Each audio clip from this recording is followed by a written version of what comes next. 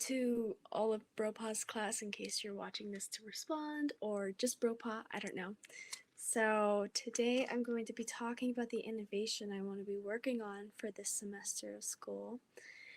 And, I heard a lot of really good ideas about like sensory rooms or, talking about kids with special needs or, you know, talking about the minority groups, which I think is really important, but I kind of wanted to focus on the kids as a whole because there's always the minority groups that we can help, but sometimes it takes away from what can we do for the majority.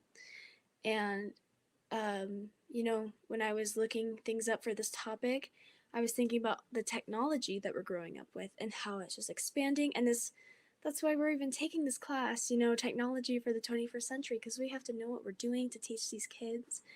And sometimes I found while I went to school, I found the technology so excessive that it took away a lot from the actual learning, which is something that Bropa did talk about, how sometimes technology is placed when it's just a filler. It doesn't even need, it doesn't really have a purpose. You just order iPads for the school and say, okay, now what do we do with it? That's not what learning is about.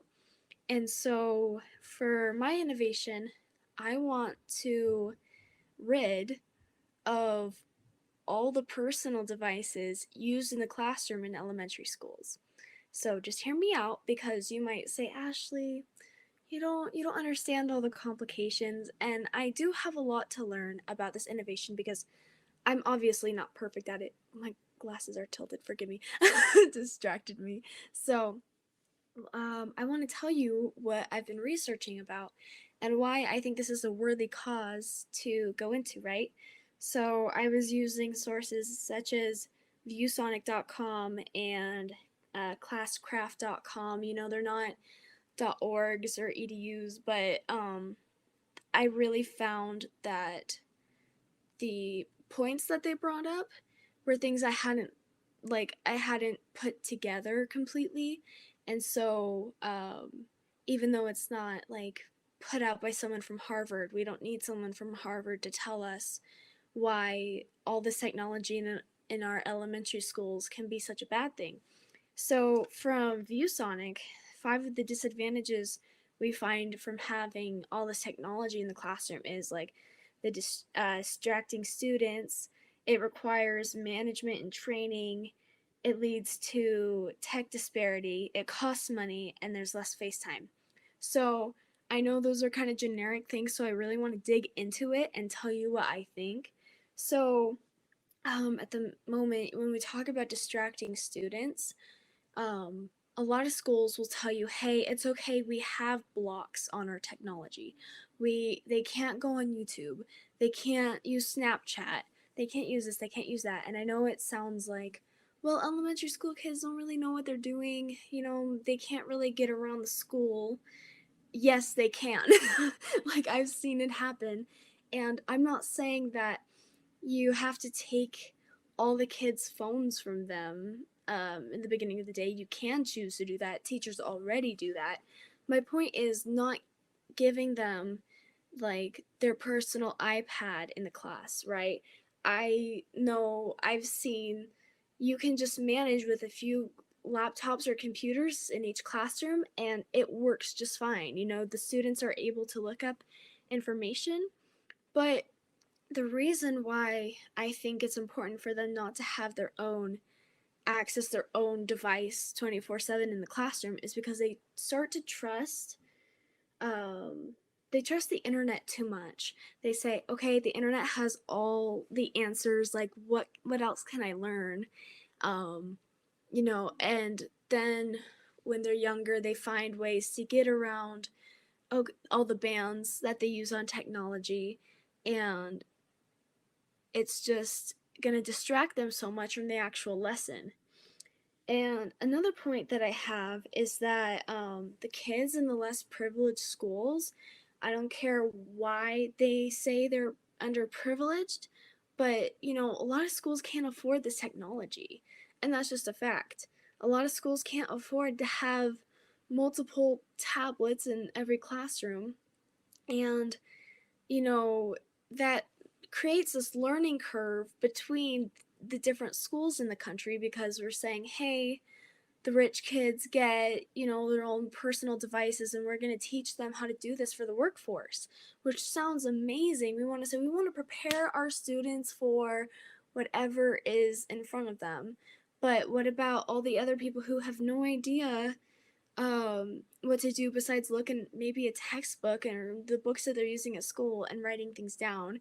It just creates this kind of learning shift that we don't need. And it creates a lot of loneliness that we've seen from the anxiety and the depression, the rising rates. I didn't research this part because it's not necessarily, it wasn't like on the top of my list for the topic, but the rising anxiety and depression rates, that we find from kids who are hidden in their rooms all day with their phones, looking through Instagram and through all their social medias, and they can talk to anybody they want.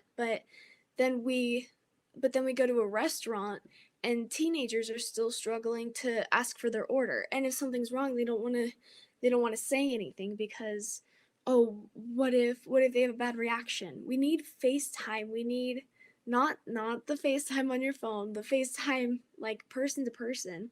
And for us college students, we're saying, "Hey, we're using technology right now. I'm using technology to make this video, but I'm also a college student. I'm becoming a teacher. I'm going to be using technology to teach these students.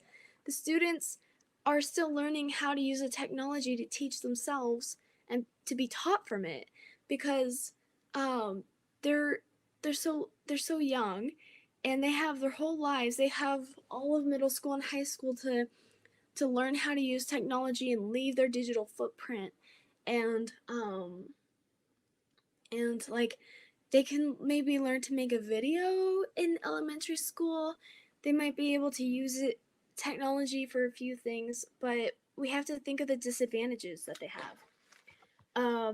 And from the other site, one of the other sites that I use, Classcraft, we were talking about the excessive screen time and how damaging it is to a child's mind. And we talked about distractions already. And we can also talk about cheating and how, like, if we give kids this technology, they're going to find ways sooner and faster to say, "Oh, I can send these notes for the test to my friend Brayden just by texting it to him." And like um it just gets more complicated. And I know over COVID, like over quarantine, my high school had a really hard time because a lot of kids were cheating using technology. And we were a technology based school, but the kids hadn't learned that cheating using it was bad. We couldn't pass notes, but we knew how to, like, not me, but we're just gonna say that. But kids knew what to do because they've been surrounded by technology. They knew how to cheat really easily. And I think that covers most of what I was going to say. And we know that having smartphones for kids, I mean, obviously that's the parents' choice, but the more that we invite it into the kids' lives, the earlier they're going to start having these problems. And we've seen from before, kids can learn without technology, like the weight that we've been putting on it. We're just trying new things, but we can tell that kids are becoming so independent on this technology that it can really cause, this new generation to have a whole set of new problems that we've never had to deal with before. And obviously, it's our choice to say, hey, we're curious, let's see what happens. But I'd rather say, I can I can see a bit into the future and see this could become a real problem and I'm going to do something about it. So, I'm going to do something about it. All right, thank you for watching my video.